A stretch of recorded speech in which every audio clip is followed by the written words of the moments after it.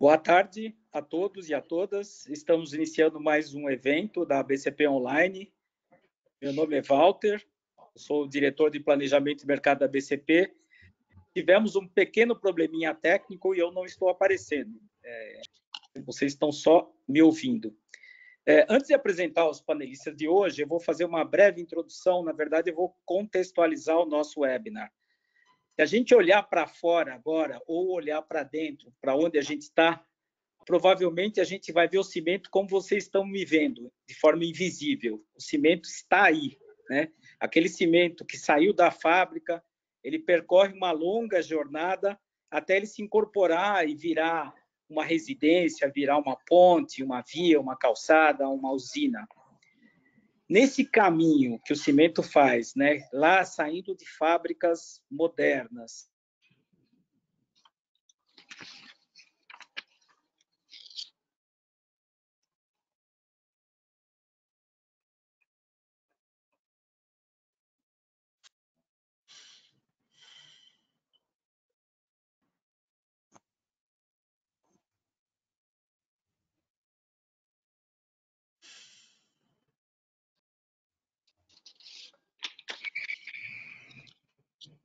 concretos de mobilidade, de enchente, de carência de moradia, de infraestrutura. Ser um sistema competitivo significa enfrentar desafio que ele seja produtivo, tenha produtividade, ele tenha qualidade, ele tenha atendimento, velocidade, ele reduz o impacto ambiental. Então, quando o Brasil, por exemplo, optou por ter um programa habitacional, né, como Minha Casa Minha Vida, ou qualquer programa em qualquer governo, a gente não traz apenas o cimento para passivamente ele se incorporar à residência. Nesse caso específico, por exemplo, hoje a gente está junto em trabalho colaborativo com 150 empresas que organizaram, capacitaram e resolveram o gargalo de um sistema construtivo que se tornou o sistema mais utilizado nos programas de habitação popular. Então, não se trata de vender cimento, mas de tornar esse cimento competitivo e útil. E aqui a gente chega ao contexto do nosso webinar, né? Nesse seminário, o que a gente quer discutir? A gente quer discutir a solução para um problema que está no centro de um dos grandes gargalos do Brasil, a qualidade da nossa infraestrutura. Para isso, e agora eu começo a apresentar nossos panelistas, nós vamos iniciar o nosso webinar com o presidente executivo da BCP do SNIC, um mineiro formado aí na PUC Minas Gerais, o Paulo Camilo Pena. O Paulo vai nos trazer números da indústria de cimento e conceitos utilizados em um recente trabalho entregue ao governo sobre custo Brasil. Então, exatamente, ele vai falar dessa questão, desse problema central que o Brasil tem, né, para tornar as empresas competitivas, e vai linkar isso ao nosso debate aqui de infraestrutura. Na sequência, vai falar o secretário de Estado de Infraestrutura e Mobilidade de Minas, o Marco Aurélio, e o objetivo dessa apresentação do Marco Aurélio, o que nós pedimos para ele apresentar os desafios do governo mineiro para melhorar a qualidade da infraestrutura viária de Minas Gerais. Na sequência, nós entramos com o Marcos Veloso. Ele é diretor de engenharia da Howard Concessões. Roger Veloso. Roger Veloso, é verdade, Roger Veloso. O Marcos já ficou para... O Roger Veloso, ele é diretor de engenharia na Howard Concessões, com expertise na área de modelagem de concessões e gerenciamento de projetos de infraestrutura.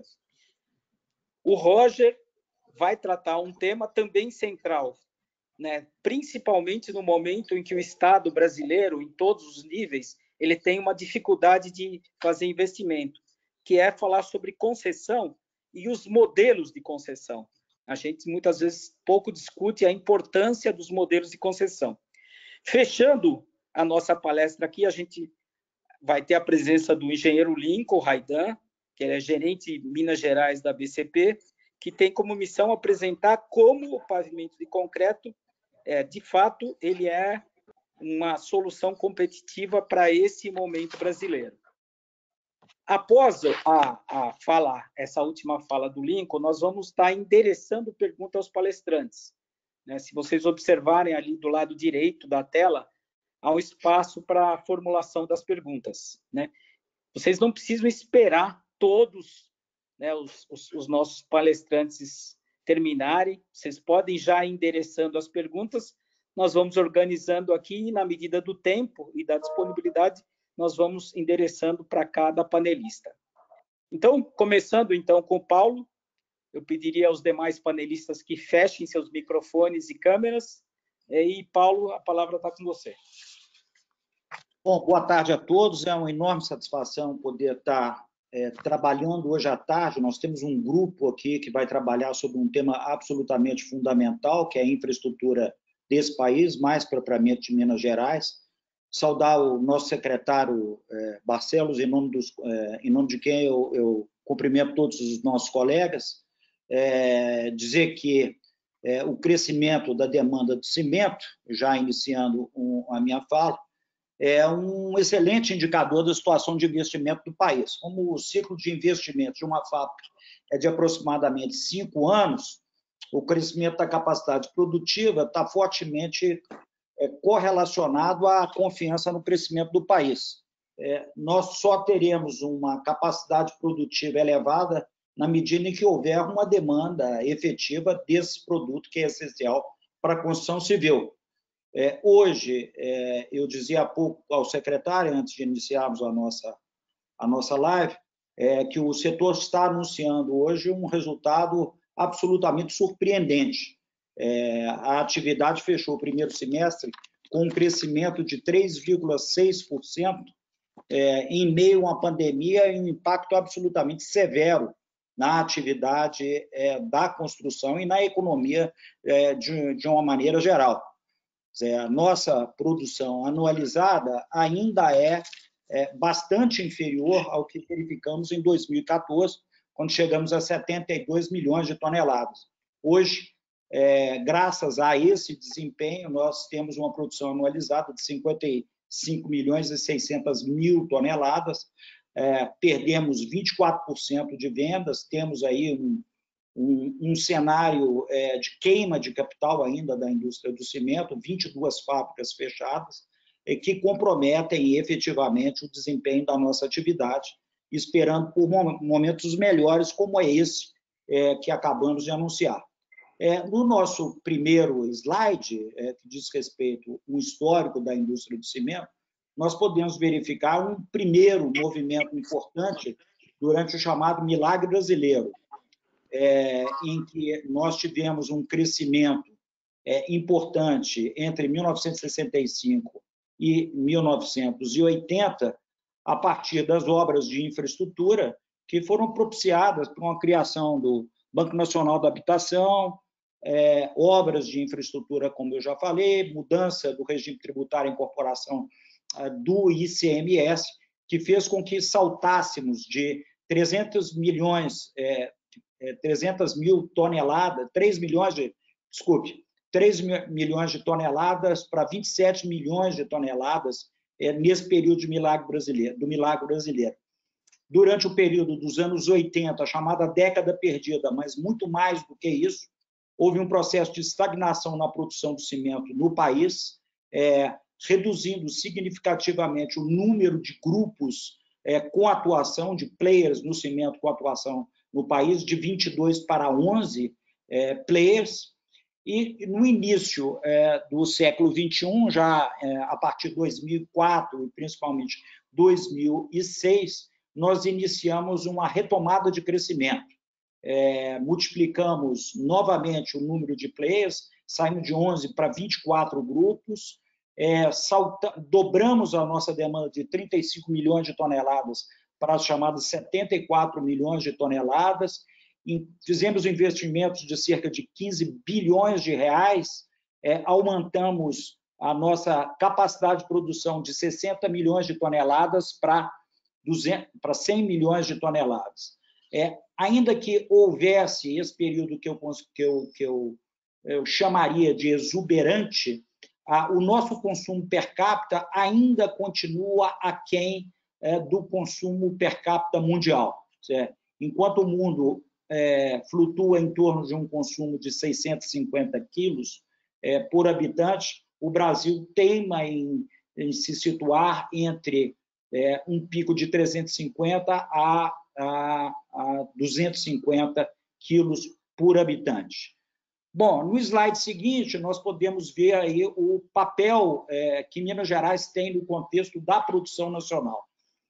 Minas Gerais representa 30% da produção de cimento no Brasil, ele consome 55% desse produto é consumido no próprio estado e 45% é exportado para outros estados do Brasil.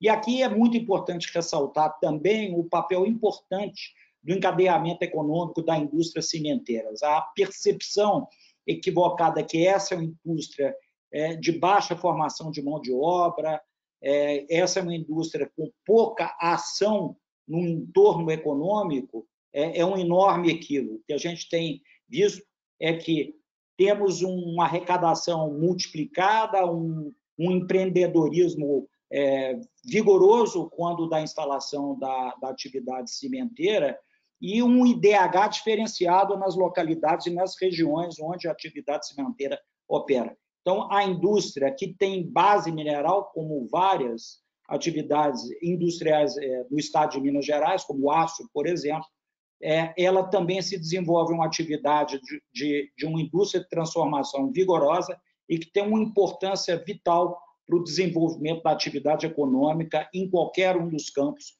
que se possa imaginar.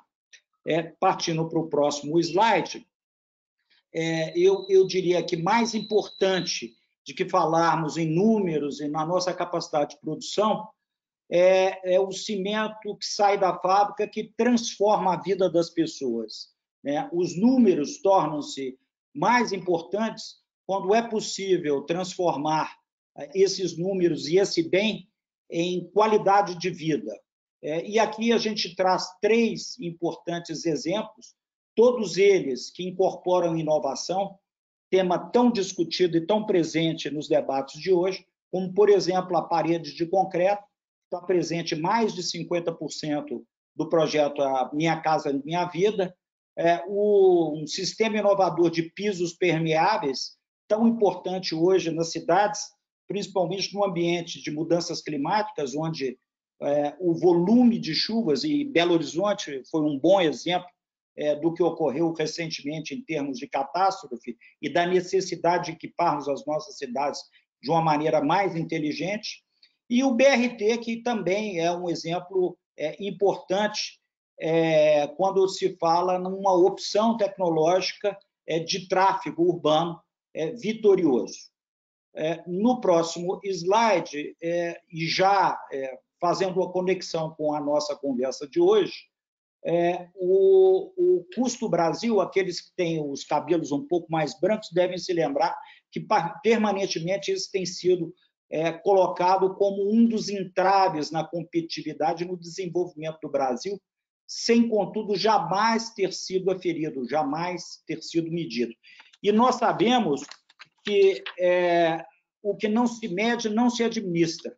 Eu vou tomar a liberdade de ler aqui, porque eu não consigo ler na tela alguma das qualidades do trabalho que a gente colocou em parceria com a CPEC, do Ministério da Economia, e um trabalho feito também em parceria com o Boston Consulting Group, juntamente com uma entidade que se chama Coalizão Indústria, que tem no Sindicato Nacional da Indústria do Cimento, na Associação Brasileira Cimento Portland, em 12 outras entidades representativas nacionais, aferindo este custo Brasil, ou seja, determinando qual é o verdadeiro impacto que esse custo tem na vida das empresas. Então, foi estabelecido para aferir esse custo Brasil 12 elementos que afetam diretamente a vida do país na perspectiva da atividade empresarial, e esses 12 elementos eles se prestam a comparar o desenvolvimento da média dos países que integram a OCDE com o desenvolvimento, com a performance brasileira. Nós sabemos que o Brasil pleiteia uma posição na OCDE e futuramente vai liderar um grande projeto de qualificação das medidas que foram tomadas dentro dos diversos países por ocasião da pandemia. E, basicamente, a ideia é de que cada um desses elementos pudessem ser medidos. Aqui, nós vamos nos ater à infraestrutura. E a infraestrutura, o diagnóstico brasileiro demonstra que nós temos elevados custos e baixa qualidade logística, imprecisão e baixa efetividade da regulação ambiental, insuficiência de infraestrutura em telecom, deficiência da rede de saneamento e limitações da infraestrutura na mobilidade urbana. Essas definições nos levam a números absolutamente espetaculares. E aí, no próximo slide, a gente pode verificar que o impacto do custo Brasil, que esse sobrepeso sobre a empresa brasileira, ele chega a 1 trilhão e 500 bilhões de reais por ano. Nós estamos falando de 22% do PIB que são drenados da nossa capacidade de investimento e que escoam também na promoção social deste país. Então, é fundamental que sejam feitas medidas que possam reduzir o impacto deste custo Brasil. Nesse sentido, foi desenvolvido no âmbito do Ministério da Economia uma matriz que avalia o impacto da medida e como é possível ela se tornar efetiva. Nesse sentido, a ABCP apresentou 2 projetos. O primeiro deles diz respeito à geração de energia, que também tem um impacto importante, vocês devem estar vendo aí, nos insumos básicos, de 20 a 23 bilhões. Então, a geração de energia a partir de resíduos, energia termoelétrica, tão fundamental para a atividade cimenteira, e a infraestrutura, que impacta o país anualmente entre 190 e 230 bilhões de reais. Então, nós trazemos de uma maneira presente um diagnóstico, mais do que isso, soluções que possam atenuar esse impacto e esse atraso evidente que o Brasil tem frente à média dos países que integram a OCDE. Bom, no próximo slide, prosseguindo ainda no vetor da infraestrutura e aí na infraestrutura rodoviária, nós verificamos que os relatórios internacionais mostram que as rodovias em nosso país têm os piores indicadores de competitividade. Nós não estamos falando apenas no déficit quantitativo, mas também na quantidade, da qualidade média das estradas brasileiras. Bom, diversas pesquisas realizadas têm mostrado que a qualidade do pavimento e os resultados indicam que não estamos melhorando ao longo dos anos. O que se verifica é que, com a compressão da capacidade de investimento do Estado brasileiro, que tem um papel importante na indução da infraestrutura e da necessidade permanente de investimentos na manutenção das estradas, o que os administradores atuais estão recebendo é um conjunto de ativos rodoviários absolutamente inapropriados para a economia brasileira. Com isso, nós perdemos na agroindústria, na mineração, na economia de uma maneira geral. Eu tenho certeza que esse é o grande desafio do nosso secretário Barcelos, que tem em Minas Gerais a maior malha rodoviária brasileira. Esse slide traz informações que, mais que nos surpreendem, nos decepcionam com a qualidade do que temos, sob o ponto de vista também do que vamos herdar e o que devemos ter à frente para gerações futuras. Apenas a título de exemplo, os senhores podem estar vendo, é um trabalho feito pelo Tribunal de Contas da União, que demonstra que apenas após um mês da entrega da BR-230 do Maranhão, ela já tem problemas em 35% da sua área estrutural. Na BR-267, nós temos 22,19% nos problemas estruturais 3 meses após a entrega. E aí uma sucessão de situações absolutamente inaceitáveis que o Brasil ainda convive e que a indústria do cimento se coloca, nesse momento, na busca de uma solução. Quer dizer, o que nós estamos discutindo com a sociedade não é uma experiência de laboratório. Eu acho que todos aqui se lembram da famosa estrada da rodovia Petrópolis-Rio de Janeiro, né, construída nos anos 20 para 30, depois reformada no governo Dutra, e continua, né, tendo um papel importante como via de ligação entre o estado de Minas Gerais e do Rio de Janeiro. E aqui outros inúmeros exemplos, como a BR-101, do Rio Grande do Norte, o Rodoanel de São Paulo, Ipatinga 381, Ipatinga, em Minas Gerais. Basicamente, o que nós temos verificado é que a utilização do pavimento rígido tem trazido não só qualidade, predicados em sustentabilidade, que serão trazidos aqui ao longo da nossa live de hoje, mas, mais do que isso, a correta utilização dos recursos públicos hoje tão escassos. A título de exemplo, eu gostaria de finalizar lembrando que nós fizemos um trabalho no anel viário de Cuiabá, com a solução do pavimento rígido, que demonstrou que o VPL, ao longo de 20 anos, representa uma economia para o Estado brasileiro de 1,6 milhão de reais por quilômetro. Um país que ainda luta por recursos, e os recursos são absolutamente escassos, e que o fenômeno sanitário que vemos agora provavelmente irá comprometer ainda mais esta capacidade de investimento, nos impõe uma solução de investimentos que sejam absolutamente adequados à realidade de um país que se tornou um pouco mais pobre após a situação atual.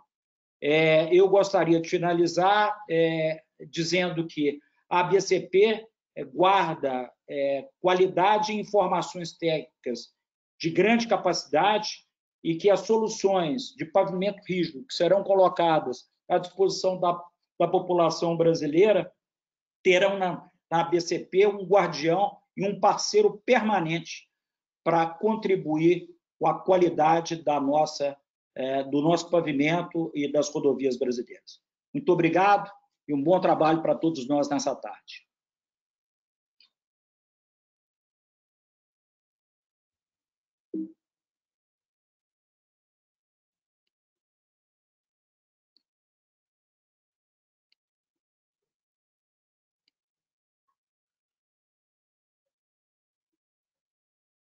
Está sem áudio, volta.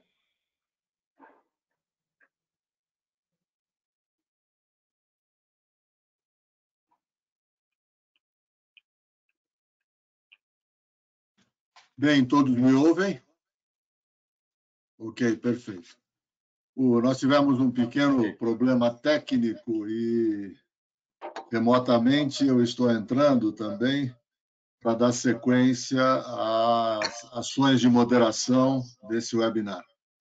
Agradecemos muito as palavras do Paulo Camilo, nosso presidente, e passamos agora as palavras ao secretário Marco Aurélio de Barcelos, para que ele nos passe a sua mensagem. Marco Aurélio.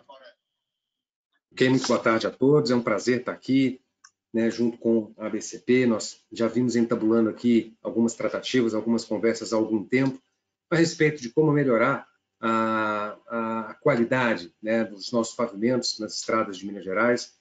Falar um pouco também sobre a construção civil aqui, sobre a construção pesada no nosso estado.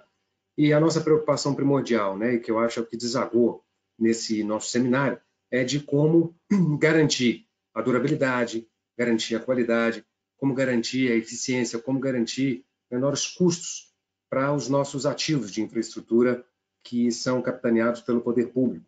Então, para mim é uma alegria muito grande ter a oportunidade de estar aqui com importantes representantes da indústria para debater um pouco sobre os desafios da infraestrutura rodoviária no estado de Minas Gerais e, ao mesmo tempo, ter a oportunidade de ouvir os representantes do setor sobre a sua percepção, tanto da retomada econômica, quanto da forma ou dos modelos que poderiam ser utilizados, adotados para essa finalidade. Eu tenho só que fazer um pequeno disclaimer aqui, um pequeno alerta, e eu receio de que eu vá me ver obrigado a cometer uma indelicadeza com todos, mas infelizmente eu tenho uma reunião às 17 horas e eu talvez não consiga me atrasar para além disso. Então, já vou pedindo de antemão as escusas aqui aos organizadores, a todos os participantes, caso eu tenha que sair, se eventualmente o nosso evento se estender para além desse horário. Mas, exatamente por essa contenção de tempo, né, eu quero já ingressar no nosso assunto, na nossa pauta, e nós vamos falar um pouco aqui sobre as rodovias em Minas Gerais, sobre os desafios que nós temos, né, não só para manutenção, mas, sobretudo, para ampliação da nossa malha. Nós ouvimos agora que o estado de Minas Gerais tem a maior malha rodoviária do Brasil, em termos de densidade rodoviária, sem dúvida alguma. Nós contamos aí com quase 10 mil quilômetros de rodovias federais e aproximadamente 26 mil quilômetros de rodovias estaduais. Isso sem contar as rodovias municipais, as estradas de terra, né, que ligam distritos dentro de municípios, de todos os portes, de maneira que a conexão em Minas Gerais, por ser um estado grande, por ser um estado com muitas municipalidades, ela representa, sem dúvida alguma, um importante desafio. Um desafio que envolve não só a sua conservação, a sua manutenção, mas mais ainda, né, a sua ampliação do conforto, ampliação da capacidade, ampliação da qualidade. E se no passado nós vivemos períodos de bonança que permitiram investimentos em programas de pavimentação, em programas de recapeamento, como o Processo, o ProMG, a verdade hoje é que nós vivemos num período de restrição fiscal muito severa, o que coloca em xeque a nossa capacidade de garantir aos usuários da malha rodoviária estadual o mínimo de conforto, o mínimo de qualidade, e o que faz com que nós despertemos para essas questões. Quais são as tecnologias que poderiam ser utilizadas e que garantem uma durabilidade e que garantem a condição de investimento a um menor custo?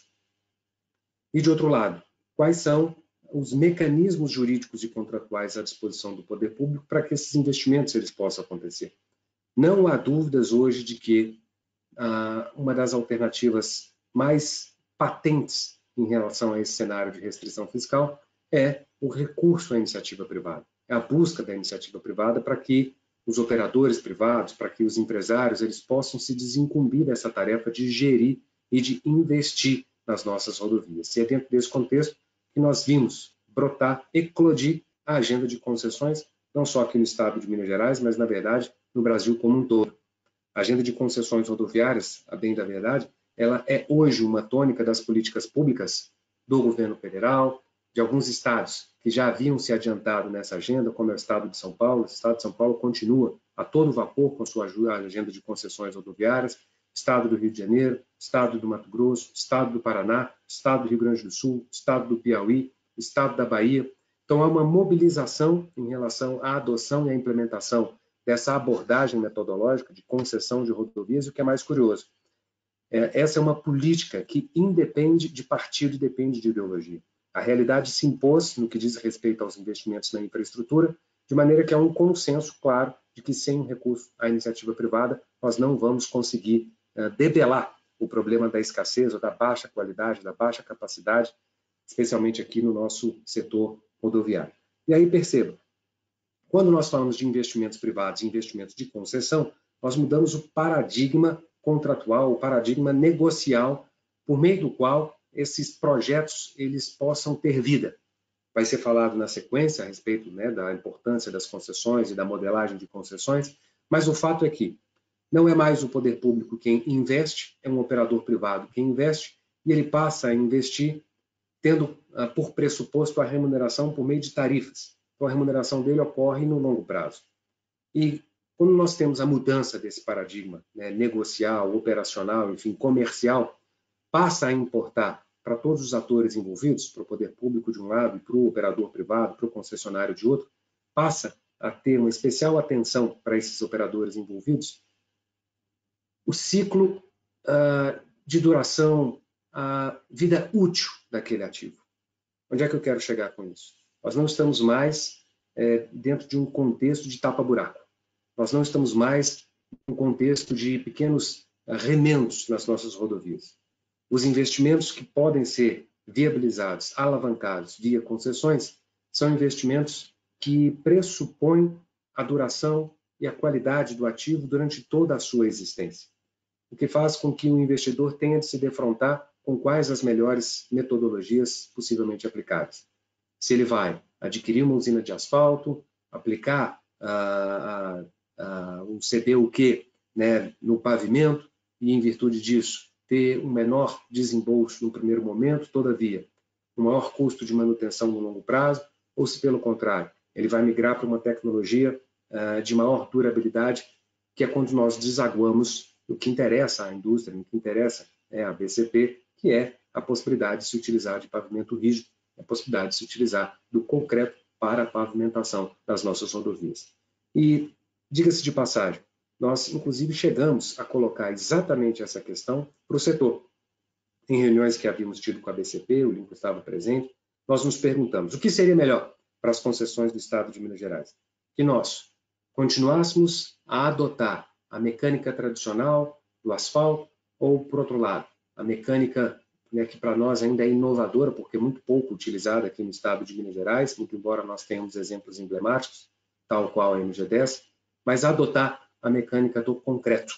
E se nós colocássemos isso no fluxo de caixa, se nós colocássemos isso na conta de todo o ciclo de vida daquele ativo, o que é que, em última instância, seria mais vantajoso? Essa é a pergunta que está no ar hoje. Nós ainda sofremos algumas preconcepções em relação a metodologias inovadoras que não aquelas, como a do asfaltamento, e que percorrem aí essa desconfiança de que investimento em concreto é um investimento muito caro, pois o que nós hoje queremos testar é a hipótese de que isso pode ser um mito, e é um desafio que nós queremos colocar para as modelagens das nossas concessões rodoviárias. Mas voltando às nossas concessões, que eu dizia, ela representa hoje a principal política para garantir o ingresso de novos recursos na ampliação e na conservação da nossa malha rodoviária. O nosso programa hoje ele engloba 7 lotes, que por sua vez somam 3.000 quilômetros de rodovias. Nós estamos, portanto, fazendo a concessão de mais de 10% da nossa malha rodoviária. Já houve no passado programas de concessão de rodovias anunciados no estado de Minas Gerais, os quais não deram certo ou tiveram poucos resultados. O que nós queremos agora é construir um programa contundente de concessões que consiga perpassar as gestões e que se torne um programa de Estado, uma política de Estado. Esses 7 lotes, ou os 3.000 quilômetros, já estão sendo hoje modelados. Toda concessão pressupõe uma fase de maturação, uma fase de modelagem demorada. A literatura internacional nos mostra que, em média, nós gastamos próximo a 1 ano e meio a 2 anos só na fase de estudos, só na fase de concepção dos projetos de concessão. E posso dizer que todos os nossos lotes hoje já estão sendo estudados. Nós contratamos o BNDES para essa finalidade. O BNDES hoje é, sem dúvida alguma, a entidade com maior expertise e que tem se dedicado a uma série de outros projetos de concessão em diversos outros estados. Os estudos já se iniciaram e nós estamos, neste momento, já iniciando os serviços de sondagem, os serviços de engenharia. A nossa estimativa em relação a esses 7 lotes de concessão é que nós já tenhamos os 2 primeiros lotes submetidos à concessão, o leilão sendo realizado em meados do ano que vem. A consulta pública se iniciando no início de 2021. Nós enfrentamos um pequenino atraso no nosso cronograma em virtude da Covid, que se refletiu na dificuldade que nós passamos a ter na contagem de tráfego. Há hoje uma distorção na demanda percebida nacionalmente em todas as rodovias e nós precisamos aguardar a superação do período da Covid para que, diante de uma normalidade do fluxo do tráfego, nós consigamos implementar uma contagem de tráfego, uma contagem de veículos mais precisa que possa ser incorporada ao nosso modelo. E, adicionalmente, às nossas concessões, aos nossos 7 lotes, os 3.000 quilômetros, ainda um outro projeto portentoso que vem igualmente sendo estruturado, as consultorias já estão contratadas, o cronograma ele é muito análogo ao dos 2 primeiros lotes de concessão, portanto, nós imaginamos ter a consulta pública no final do primeiro trimestre do ano que vem e o edital sendo lançado no meio de 2021. Eu me refiro aqui ao projeto do Rodoanel Metropolitano, que é um antigo sonho, não só da capital mineira, mas, enfim, de toda a região metropolitana. Eu diria até mais, é um projeto que traz repercussões e impactos nacionais, porque ele representa uma alternativa ao anel viário, o anel rodoviário hoje existente em Belo Horizonte. Mais ainda, ele permite fazer a conexão da BR-381, da BR-040, da BR-381, da BR-262, da BR-040 ao sul. Nós vimos planejando a licitação da concessão tanto da Alça Norte quanto da Alça Sul. Nós já temos estudos de engenharia que haviam sido feitos no passado e que estão sendo hoje igualmente recuperados e readaptados para a nossa realidade. E nós estamos muito otimistas em relação à possibilidade de trazer para os mineiros esse projeto de envergadura, como eu dizia, nacional e que tem impactos econômicos diretos no custo Minas Gerais. E a grande dúvida, ou a grande hipótese que nós igualmente queremos testar em relação ao Rodoanel é qual é a metodologia a ser utilizada, qual é a tecnologia a ser implementada para a estruturação desse projeto. E entra de novo aquela percepção de que os investimentos rodoviários eles precisam ser enxergados pelo ciclo de vida total do projeto. E a hipótese do que é ou não mais barato não é aquilo que é ou não mais barato no momento zero, mas considerado o investimento e considerado o custo atinente à manutenção e à preservação do ativo. Portanto, acredito eu que não apenas no âmbito das nossas concessões, inclusive as informações pertinentes a essas concessões podem ser obtidas no site da Secretaria de Infraestrutura, mas, sobretudo, no Rodoanel, nós teremos uma boa oportunidade de testar os limites e os benefícios de tecnologias como o concreto, e essa é a razão de nós estarmos aqui reunidos para debater, para conhecer e para explorar os limites e os benefícios que tal tecnologia poderia nos prover.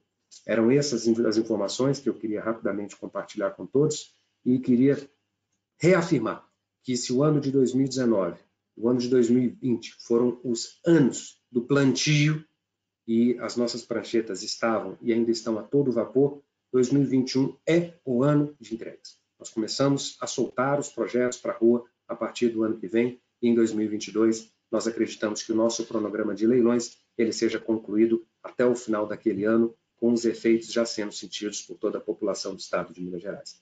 Agradeço mais uma vez pela oportunidade, pelo convite gentil de estar aqui nessa tarde com todos os senhores. Secretário, muito obrigado pela sua mensagem, ela é extremamente alvissareira, motivadora. Eu posso falar porque, pela experiência que tenho no setor, vivi a construção da MG10, quando o senhor menciona as obras emblemáticas, como Minas tem, e, na verdade, saber que já há lotes a serem concessionados e que já possuem um estudo efetuado, como o senhor bem disse, já nos deixa extremamente felizes para que isso venha a se concretizar em estradas, em caminhos extremamente duráveis. O senhor mencionou muito bem o aspecto. Nós não podemos mais conviver com tapa-buracos, com soluções extremamente de curto espaço de tempo e que nós sabemos vão nos levar a despesas adicionais dentro de um orçamento já bastante, vamos dizer, combalido, que nós temos nos estados e tal. E queria lamentar muito, entendemos todos a sua agenda sempre extremamente complicada, mas já fica aqui o nosso agradecimento pela sua participação e presença. E quem sabe a gente seja premiado com algum pequeno atraso da sua reunião, não desejamos isso, mas que o senhor possa permanecer conosco. Muito obrigado pela sua presença, muito obrigado mesmo. Eu gostaria, dando a sequência, de passar a palavra agora ao Roger Veloso, ao amigo Roger Veloso, da Auer Consultoria e Concessões. O Roger é um grande amigo, uma pessoa que já esteve com a associação muitas vezes exatamente trabalhando no que nós sabemos, engenharia de valor. E como disse há pouco o secretário, o Roger tem contribuído muito nesse sentido também. Roger, por favor, a palavra é totalmente sua. Muito obrigado, Hugo. Boa tarde a todos. Agradecer primeiramente ao Lincoln, à BCP, a oportunidade de estar discutindo aqui o tema de modelagem de concessões rodoviárias, aliados aí à discussão da utilização do cimento, do pavimento de concreto, à engenharia rodoviária, e dizer que é um prazer debater com o secretário Marco Aurélio, o Paulo Camilo, que nos antecedeu, e falar basicamente aí sobre quais os principais aspectos, né, que envolvem a modelagem de concessão de rodovias, né? Bem, eu sou o diretor de engenharia da Hauer. A Hauer é uma empresa cujo core business basicamente é modelagem de concessões de uma maneira geral, não só rodoviárias. E aí eu gostaria de entrar especificamente já rapidamente dizendo no que consiste exatamente a modelagem, né, de uma concessão. Primeiramente, a gente tem algumas fases na modelagem de concessão. A primeira delas é uma fase importante, que é o diagnóstico e o benchmark da modelagem que vai ser realizada, né? Dependendo de cada local, se nós estamos fazendo uma modelagem para um estado, ou para o governo federal, para um município, é feito todo um trabalho de levantamento do escopo e do marco regulatório aonde vai se implantar essa concessão. Bem, feito isso, a gente passa para um dos 3 pilares que consiste a modelagem de uma concessão, que são o modelo técnico operacional, o modelo econômico-financeiro e o modelo jurídico, ainda ao slide anterior. No caso, a modelagem técnico operacional, ela consiste basicamente nos levantamentos de engenharia que tem que ser feitos. No caso de uma rodovia, nós temos que fazer o levantamento de pavimento, o levantamento da sinalização existente, o levantamento do passivo ambiental e do aspecto social que se encontra no entorno dessa rodovia, né? Feito todo esse trabalho, se passa então a definição de quais os investimentos serão necessários para se fazer nessa concessão ao longo da sua vida útil, né? Bem, esse é um momento muito importante da concessão, e nós vamos abordar ele justamente no slide que nós vamos tratar logo depois, que é o momento de se pensar a concessão, né? De se pensar o que vai ser feito e quais as melhores alternativas que nós temos para se implantar essa concessão. O secretário Marco Aurélio dizia muito bem que é importante avaliar quais as alternativas que trazem o melhor custo-benefício. Veja, se antes nós tínhamos aí o saudoso Fundo Rodoviário Nacional, que financiou boa parte dos ativos e do patrimônio rodoviário que nós temos hoje, no momento atual nós não temos isso mais. Nós vivemos, evidentemente, um ambiente de escassez de recursos, e não é o fato de que o usuário vai pagar por esse investimento, no caso de uma concessão, é que nós temos que deixar de lado a otimização desses investimentos. Pelo contrário, né? Há de se ter responsabilidade e qualidade no gasto público, né? Então, não se trata aqui de se fazer uma modelagem em que simplesmente ela tem uma viabilidade técnico-econômica e basta. Não. Nós temos que procurar, nessa fase de modelagem técnico operacional, quais as melhores alternativas para se implantar durante a concessão, que vai trazer o maior benefício para o usuário. No final do dia, é isso que se quer, né?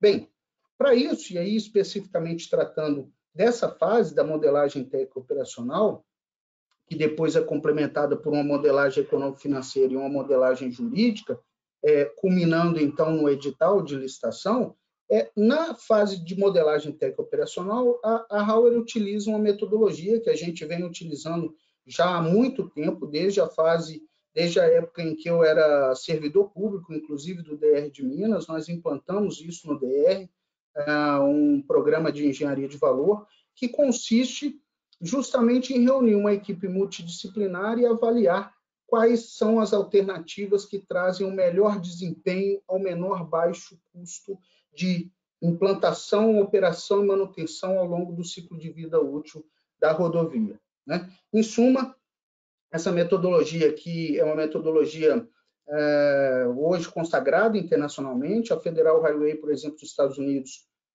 utiliza de forma sistemática e exige que os DOTs, os departamentos de transportes que recebem recursos do governo federal, da Federal Highway, utilizem essa metodologia em empreendimentos acima de 25 milhões de dólares. Aqui no Brasil, me parece ser também o caso de nós incorporarmos metodologias e formas de avaliação de viabilidade técnico-econômica de alternativas que busquem a otimização desses investimentos, né?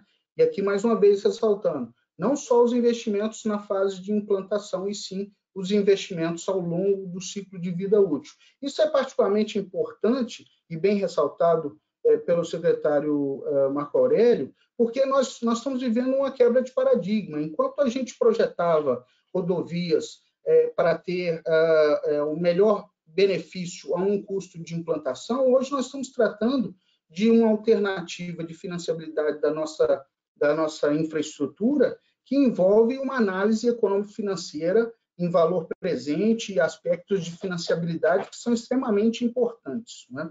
Bem, pode passar, por favor. O próximo slide, eu chamo a atenção que o estudo de viabilidade econômica, tão importante quanto ele, tem sido pauta recorrente nas discussões das modelagens de concessões, a questão de incorporar os índices de sustentabilidade na modelagem de concessões. Por que isso, né? Isso, na verdade, faz parte de uma discussão que hoje tem uma temática que extrapola o Brasil, né? O mundo está vivendo isso.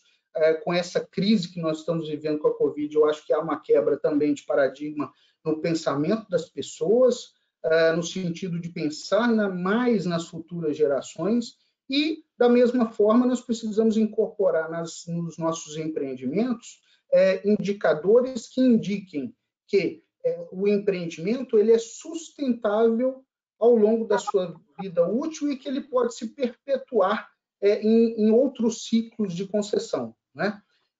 Nesse aspecto, a Hauer incorporou nos seus processos de modelagem a metodologia de ESG, que nós chamamos de ESG, que envolve não só a sustentabilidade ambiental, mas sim a sustentabilidade social e de governança também, né? Isso está alinhado aos Objetivos de Desenvolvimento Sustentável da ONU, né? E basicamente, o que nós fazemos é dar uma materialidade estratégica a esses objetivos, significa dizer, estabelecer uma matriz que avalie de forma adequada qual o impacto desse empreendimento nesses Objetivos de Desenvolvimento Sustentável na Agenda de 2030, né? Dos ODS, e como que isso pode ampliar a atratividade e financiabilidade desses projetos. Isso é muito importante, basicamente por um motivo.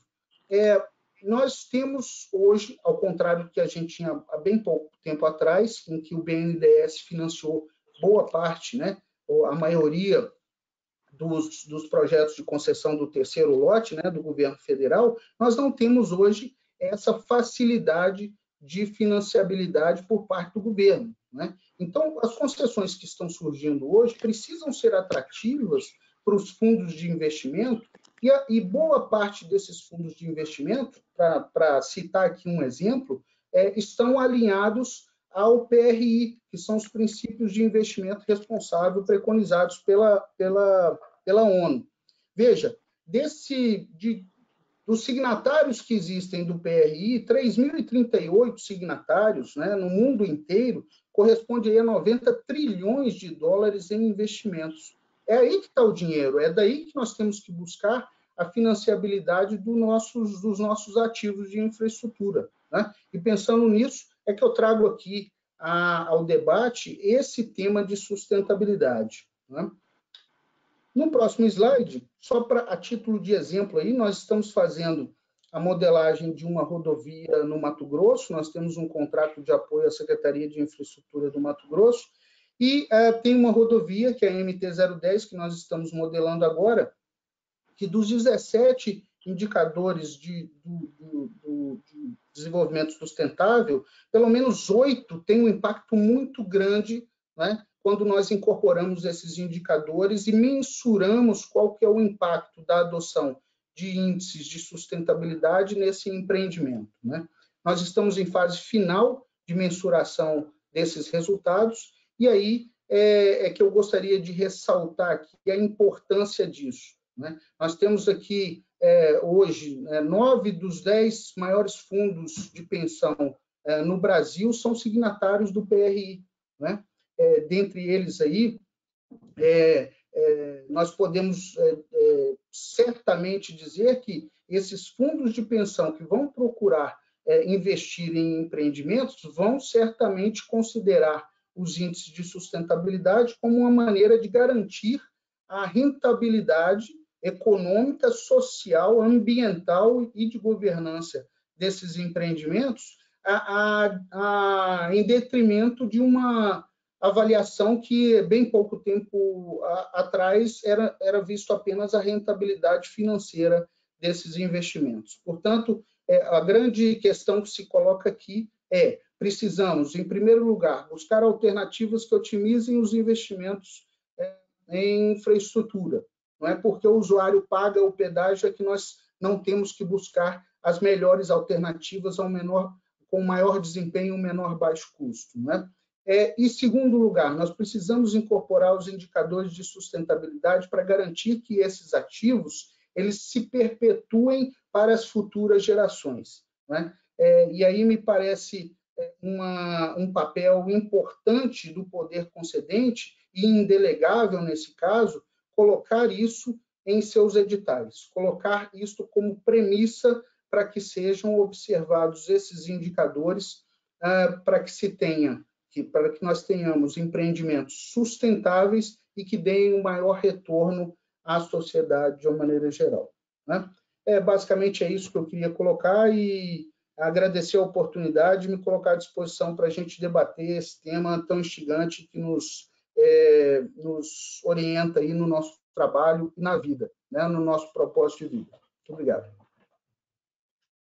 Roger, muito obrigado pela sua apresentação, muito clara, muito didática, e mostra, e tenho certeza que na hora dos debates haverá perguntas no sentido que te possibilite colocar ainda com mais detalhes e mais didática a importância exatamente da informação que você traz para nós do ponto de vista de sustentabilidade, do ponto de vista de engenharia de valor. Eu gostaria agora de convidar o colega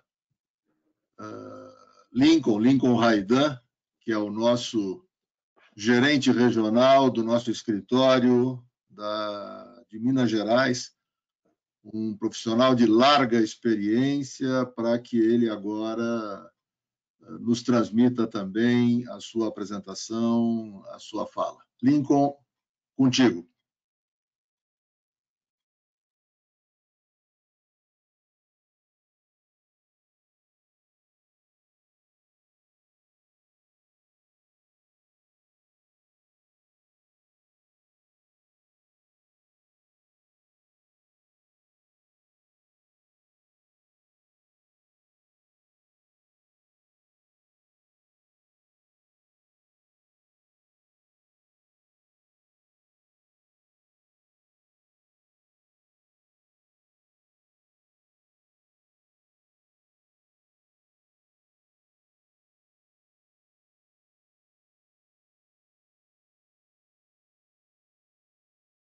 Lincoln, nós não estamos lhe vendo nem lhe ouvindo.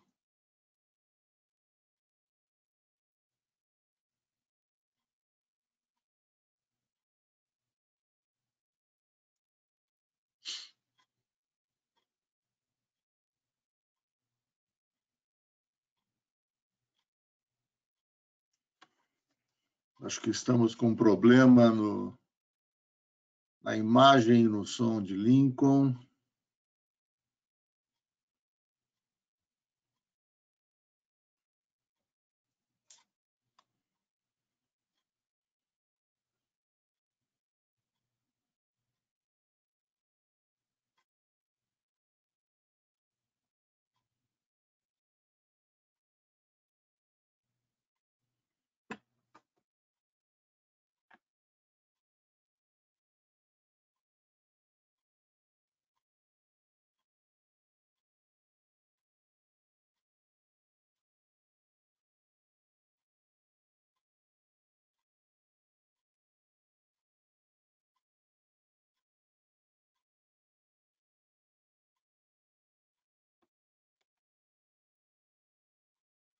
Agora, Lincoln, estamos lhe vendo, mas não estamos lhe ouvindo.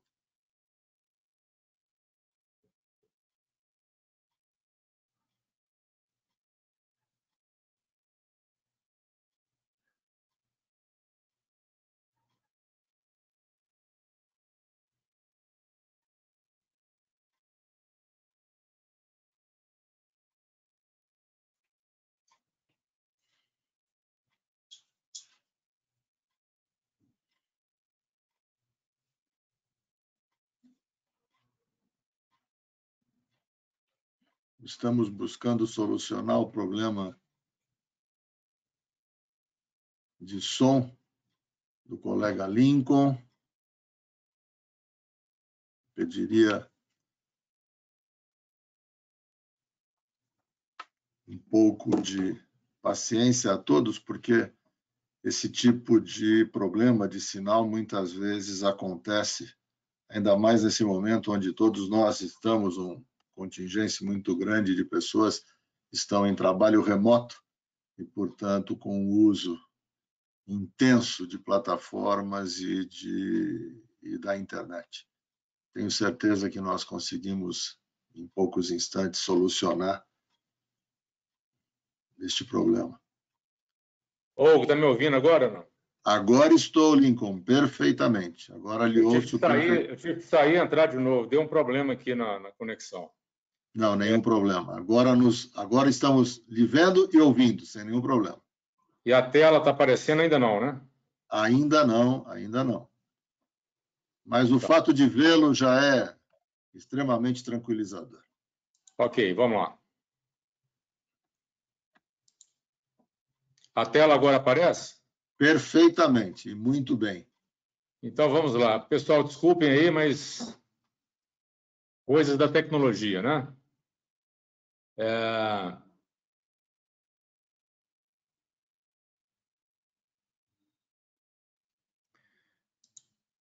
Vamos lá, então.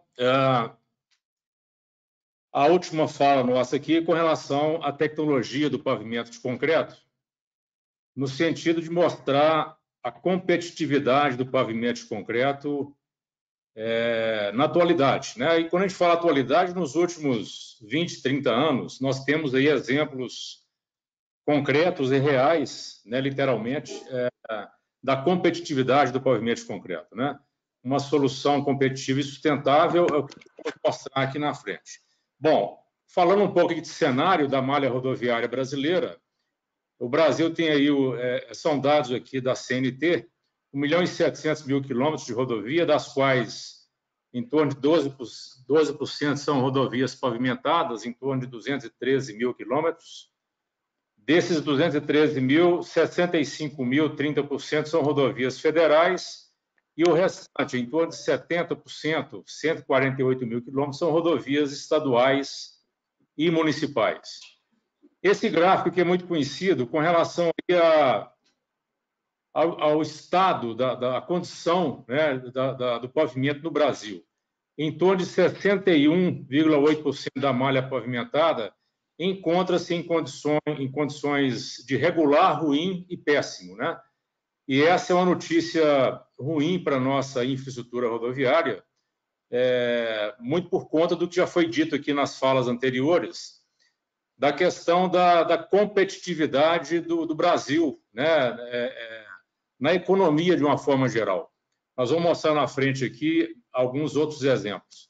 Esse gráfico aqui é do Ministério de Transportes, DENIT 2018, mostra que atualmente, quer dizer, de 2011 para cá, o custo de manutenção das rodovias ele cresceu de um patamar de 43% para 58,5% em relação ao orçamento dedicado a investimentos em rodovias, ou seja, de um investimento aqui de 7 bilhões, esses valores estão em bilhões de reais, 4,11 em 2018 foi para manutenção das rodovias.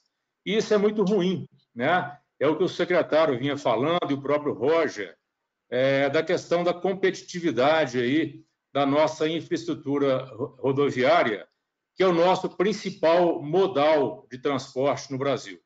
E esse gráfico aqui da direita, também da CNT, ele mostra aqui um ranking de competitividade das rodovias em 2019. Tá? Ele diz respeito à questão da qualidade do pavimento e à questão da conectividade, ou seja, da logística mesmo, né? Da interligação dentro do país.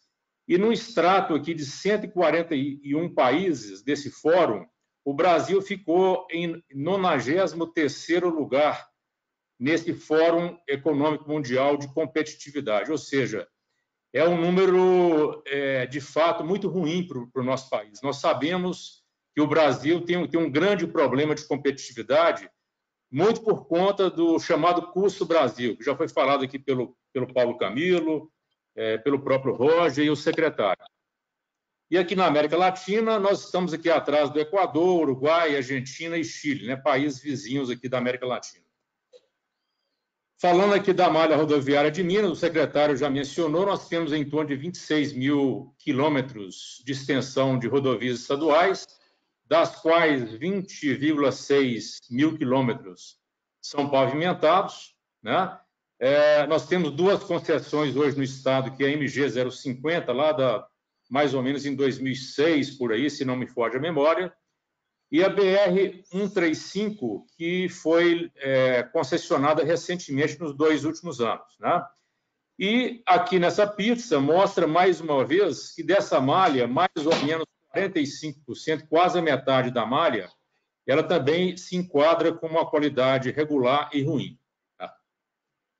Bom, e como que a indústria do cimento, né, e o pavimento de concreto pode ser uma solução para essa infraestrutura rodoviária do país, né? E nós oferecemos a tecnologia do pavimento de concreto, já comprovadamente competitiva e sustentável. Nós temos exemplos aqui pelo Brasil afora de rodovias como a Imigrantes 40 anos, a Serra do Rio do Rastro em Santa Catarina com 30 anos em serviço, né? Lá em Porto Alegre, Osório, a BR-290 com 20 anos, isso aqui é uma concessão, né, com 20 anos já de serviço em operação, Castelo Branco, 17 anos, a Via Expressa aqui em Belo Horizonte, que liga ali, ali perto da PUC, né, até Contagem, com 41 anos também em operação, sem manutenção. Essa aqui a gente pode falar que está na nossa casa, aqui na nossa sala, né? Essa via com tráfego intenso, 41 anos sem manutenção zero, e com patologias assim imperceptíveis, alguma trinca aqui, outra acolá. E a Via Dutra, com 19 anos também, uma concessão lá da Nova Dutra. Né? Então, está aí a prova real, né, da competitividade do pavimento de concreto e da sustentabilidade. Né? São rodovias importantíssimas aí, de corredores importantes pelo Brasil afora. E nós temos outros exemplos, como o Paulo Camilo citou, rodovia Itaipava-Teresópolis, 90 anos em serviço. Né? Na Serra de Petrópolis, a BR-040, no Rio de Janeiro também, 80 anos em serviço, ou seja, são obras reais, né, que estão lá em serviço até hoje, depois de 80, 90 anos. Também nas vias urbanas, né? Nós temos exemplos aí de Recife, por exemplo, até exemplo aqui da Via Expressa de Belo Horizonte, a Avenida Boa Viagem, muito conhecida, né? Com mais também de 50 anos em operação, Avenida Agamenon Magalhães também é uma avenida muito conhecida lá em Recife, há mais de 50 anos também em serviço. Tá? E por que, tecnicamente, que o pavimento de concreto é tão competitivo em relação ao pavimento flexível, né? O chamado flexível, que é o pavimento asfáltico? É muito simples de entender para qualquer pessoa, até um leigo, né? Quando o pneu do veículo pesado, um caminhão, ele passa sobre o asfalto, ele transmite essa carga de forma pontual para as camadas subjacentes a essa camada de revestimento. Ou seja, essa camada de revestimento asfáltico, ela não tem nenhuma função estrutural. A função dela é só de pista de rolamento e de impermeabilização. Então, essa carga ela é transferida de forma pontual para as camadas subjacentes, demandando uma maior estrutura de suporte nas camadas de subbase e base. Ao contrário do pavimento de concreto, que já tem uma função estrutural. Ela é uma camada de rolamento, de impermeabilização, mas também tem uma função de base, né? E distribui essa carga de uma forma mais distribuída aqui embaixo, né? mais homogênea e não pontual. Com isso, você consegue estruturas de suporte mais delgada, né? Uma estrutura mais delgada para suportar essa carga transmitida aqui em cima, né? Ou seja, o próprio pavimento de concreto, a placa de concreto, absorve boa parte dessa carga transmitida. Isso torna o pavimento de concreto muito mais competitivo do ponto de vista técnico e, consequentemente, econômico. Nós vamos mostrar mais na frente. Fazendo um comparativo aqui de alguns parâmetros, né, da competitividade do pavimento de concreto, aqui nós temos o flexível, que é o asfalto, e à direita o pavimento de concreto. Com relação à vida útil, o pavimento flexível ele dura, em média, de 8 a 12 anos, né? Ele é dimensionado pela norma para 10 anos de vida útil. E, se bem projetado e bem executado, ele tem durado, em média, 8 a 12 anos, né? sem recuperações. Já o pavimento de concreto ele é dimensionado para 20 anos e tem uma vida útil de 25 a 30 anos e até mais, como os exemplos que nós mostramos aqui nos slides anteriores. Com relação à manutenção, no flexível é frequente essa manutenção e mais complexa, né? Fresagem, recapeamentos, tapa-buracos, né? E no pavimento de concreto, pouca necessidade e ações mais simples de manutenção. Com relação à reação com produtos químicos, né? O pavimento asfáltico ele é suscetível a alterações, ele é irresistível, por exemplo, a óleo, nas paradas de ônibus, né? Derramamento de óleo. E já no pavimento de concreto, ele é pouco suscetível a essa influência de materiais químicos, né? Na drenagem, o pavimento flexível absorve a umidade com rapidez e retém água. Já no pavimento de concreto, tem melhores características de drenagem superficial. Algumas características do ponto de vista de sustentabilidade, né? Pelo fato do pavimento de concreto ser uma superfície clara, ele reflete muito mais luz, né? Até 30% a mais de reflexão de luz. Nessa foto, a gente mostra o contorno lá de Curitiba, de duas vias paralelas, aqui à direita em asfalto e à esquerda em concreto. E vocês percebem a diferença de luminosidade, né? De reflexão da iluminação nessa pista mais clara. Ou seja, com isso se consegue aí uma economia de energia elétrica de 30% a 60% para o poder público, né? Em última análise, para o usuário. E aqui nesse quadro da direita, a questão da temperatura, né? Da reflexão também do pavimento mais claro, como ele reflete mais luz, ele não retém calor. Então, nessa foto aqui que a gente mostra um pátio aqui à esquerda com a cor mais clara, que é um pavimento de concreto, e tem aqui uma pista escura de asfalto. Quando você faz uma foto de infravermelho nessa foto da esquerda, você mostra que a cor verde, que no termômetro é uma temperatura muito mais baixa, e o vermelho, que é uma temperatura muito mais alta. E aqui um teste feito exatamente no mesmo horário, 14h30, 14h34, com a diferença de temperatura medida em loco, né, de 17 graus praticamente. Então, é algo muito representativo do ponto de vista sustentável, ambiental e de iluminação. Com relação à segurança, vantagens para o usuário, né? A questão da frenagem, a diferença do asfalto para o concreto, você precisa, por exemplo, numa pista seca, nivelada, 16% a mais de distância de frenagem para o asfalto, né? Quando você tem uma pista úmida e nivelada, 14%. E no caso de uma pista com trilha de roda, 40% a mais você precisa de distância de frenagem do asfalto em relação ao concreto. Isso de fato, algo muito representativo com relação à segurança do usuário, né? E por que o pavimento asfáltico ele tem essa característica de deformação, que é essa foto de baixo aqui, né, de ondulações, de trilha de roda, em parada de ônibus, em viadutos e mesmo em rodovias com tráfego intenso, a gente vê muito esse retrato, nessa foto aqui de trilhas de roda. Isso acontece porque a carga do veículo, né, com altas temperaturas, calibragem de pneu, aceleração e frenagem, né, pontos de amolecimento do CAP, você forma essas trilhas de roda. E isso, de alguma forma, reflete diretamente também no consumo de combustível. Vocês vão convir comigo, e também é muito fácil de entender, que um caminhão pesado trafegando uma pista com trilha de roda, com deformação, ele tem que vencer uma inércia, né? uma tração maior, ele gasta mais combustível para vencer essa tração. Tá? Então, está aí alguns valores, né? Alguns atributos do pavimento de concreto que mostram a sua competitividade também nas questões de segurança e até de consumo de combustível. Bom, gente, e o pavimento de concreto tem história no Brasil. A gente acha que o pavimento de concreto é algo recente. Né? Lá em 1937, tivemos lá Rio Petrópolis, né? Que nós já mostramos lá atrás.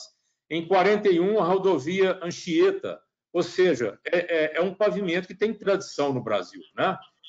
E mais recentemente, a história foi retomada, né? Em vias importantíssimas no Brasil, algumas delas a BR-101, o Rodoanel de São Paulo, nós já mostramos lá atrás, a 163 lá em Mato Grosso, a Serra de Nobres lá em Mato Grosso, a 381 aqui em Minas Gerais, próximo a Ipatinga, que é o lote 3. Temos aqui também próximo de Caetés o lote 7, que está em execução também em pavimento de concreto, né? Para citar alguns exemplos mais recentes. E agora, para finalizar, nós vamos mostrar a viabilidade técnica e econômica, que é algo que o Roger já introduziu, né? Qual que é a maneira de sabermos se é vantagem o uso do pavimento de concreto num projeto, né? É através do estudo de viabilidade, uma técnica viabilidade técnica e econômica, né? Que é a engenharia de valor que o Roger já discorreu sobre o assunto, né? Programas de análise de viabilidade calibrados adequadamente.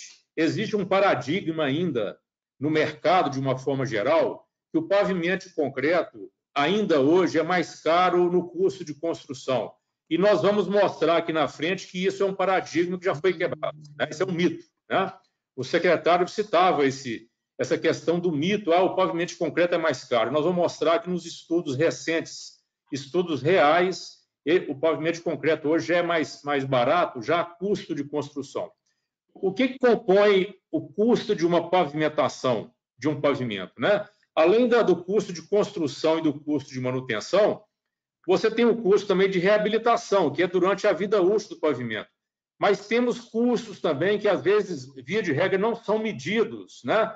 Durante a vida útil daquele ativo, daquele projeto, né? Daquela obra, que é feito que é executada, né?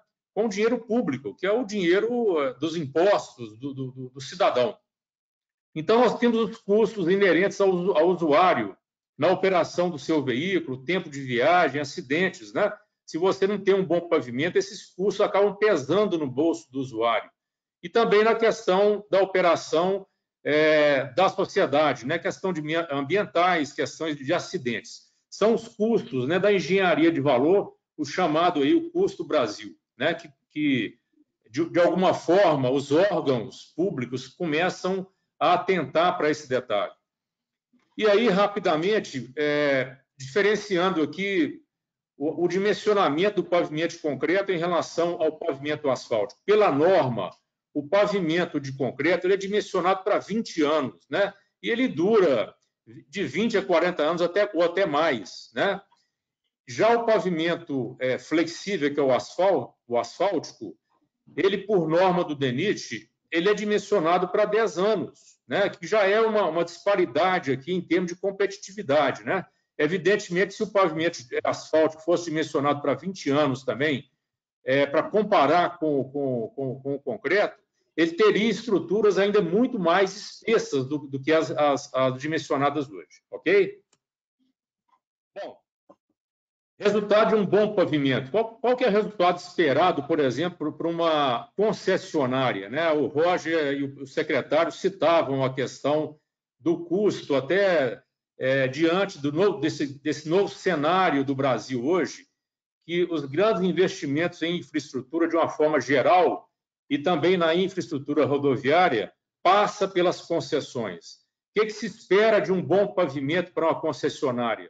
É uma menor manutenção durante a sua vida útil, né? E, consequentemente, uma maior receita líquida, né? Se você entra com isso já na fase de modelagem dessa concessão, certamente isso vai refletir no menor preço de tarifa para o usuário, né?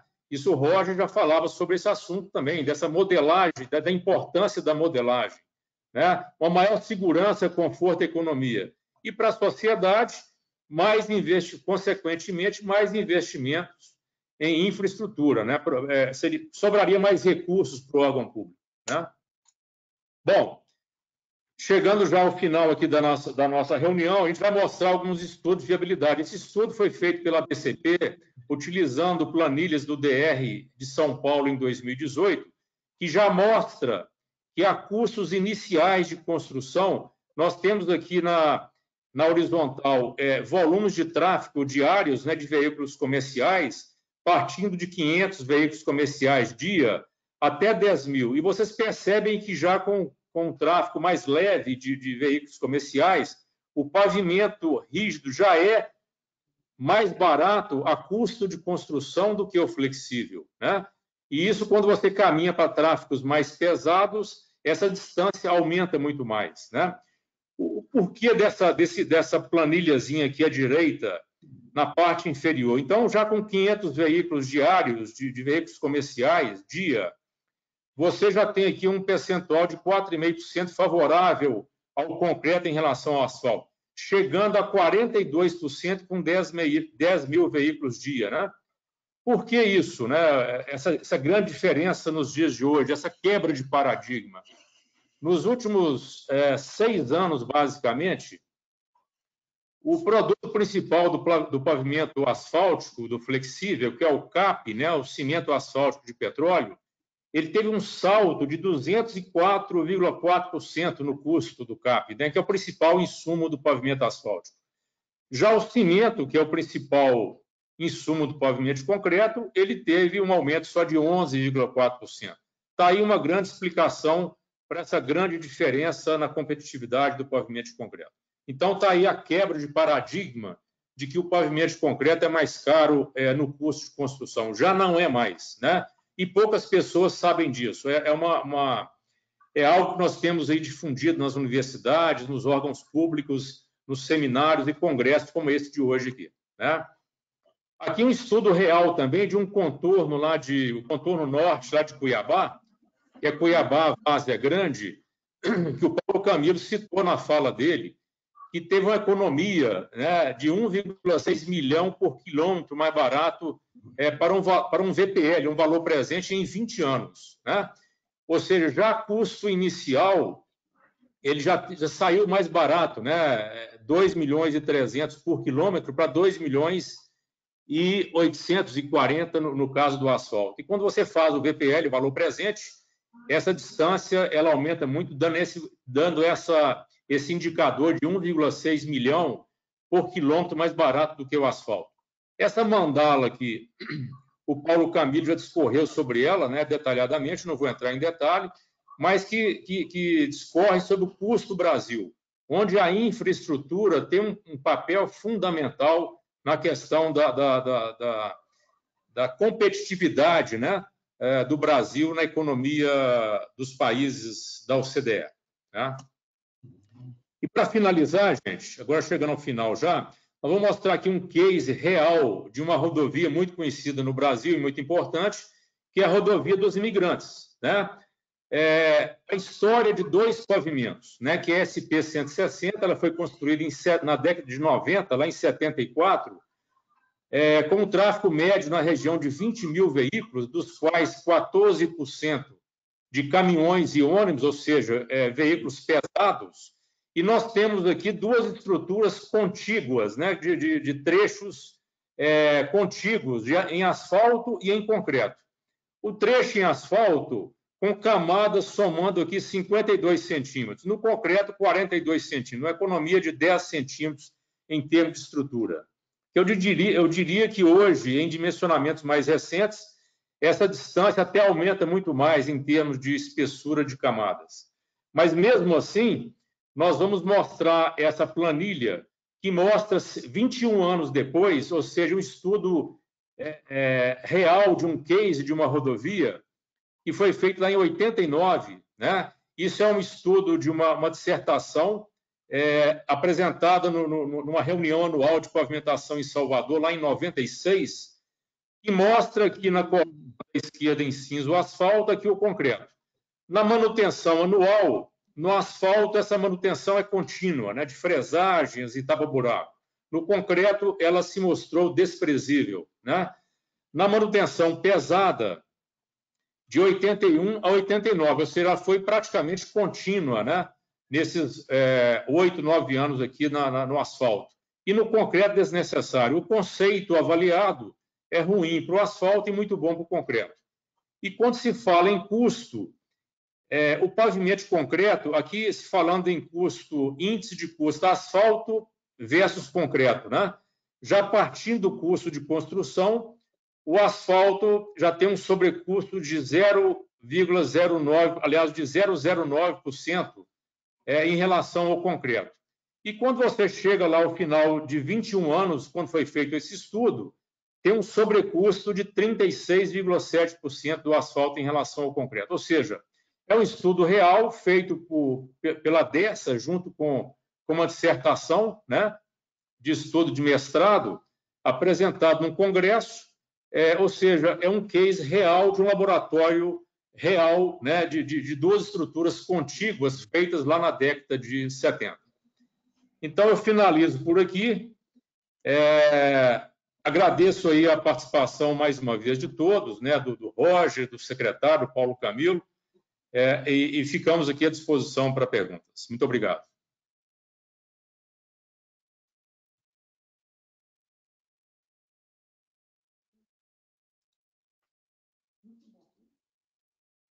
Me ouvem? Sim. Ok, perfeito.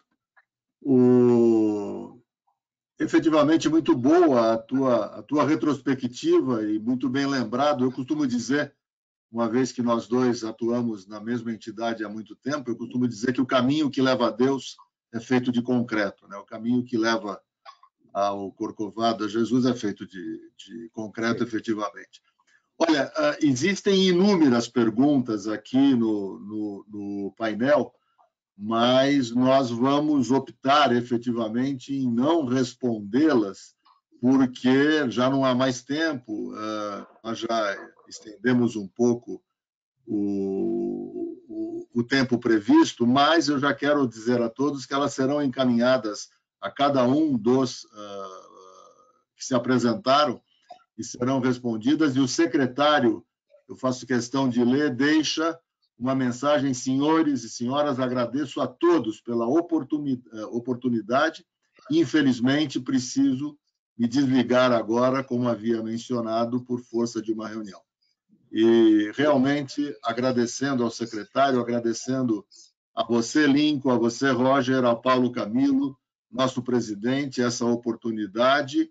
Nós tivemos cerca de 180 a 200 assistentes todo o tempo, que não arredaram o pé, tamanha a importância desse tema.